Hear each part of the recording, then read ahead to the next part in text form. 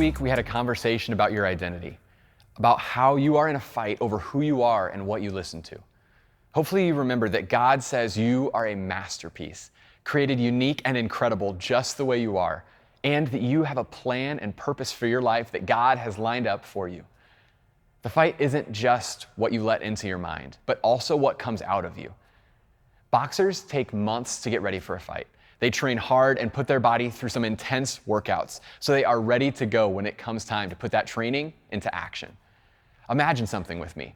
What if that boxer takes all the training they put in, the days upon days of blood, sweat, and tears to get ready for their fight, and then decide, when the day comes, to not listen to that training and to do something completely opposite of all the preparation they put in? Wouldn't that be absolutely crazy? Why would anyone train and get ready a certain way and then decide to do something completely different? Growing up, my favorite thing was always playing football. From flag football to Pee Wee League to junior and high school teams, I just loved the game, everything about it. I was never the strongest one, the biggest one, the fastest one, but I worked harder than anyone else did. I studied more than anyone else did. I always gave my best and knew where to be, what to do, and outworked everyone I was with. But there were a couple days in a row where I knew the practices were going to be pretty tough in high school. It was going to be over 100 degrees. We were going to do some running, and the coaches weren't happy with the team, so it was going to be a rough day. And since I spent the whole school day dreading what was to come, I convinced myself one Monday that I was going to skip practice. So I told the coach I was sick and went home instead. Then Tuesday came, and I rather liked sleeping after school instead of going to football practice and dying on the field, so I lied again. Same thing.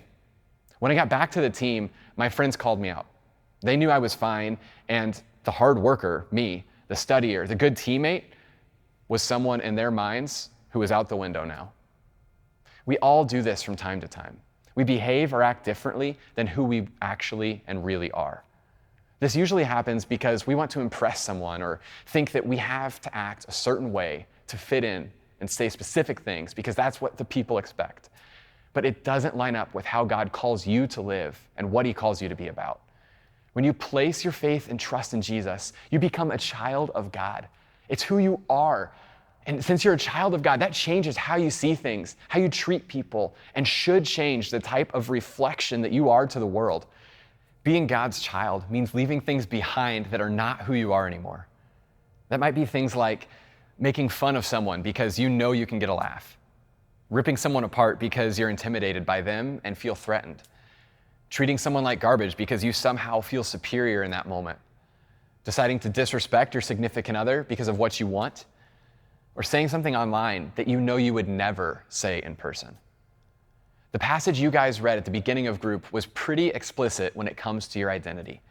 I want to bring some attention to verses 20 through 24.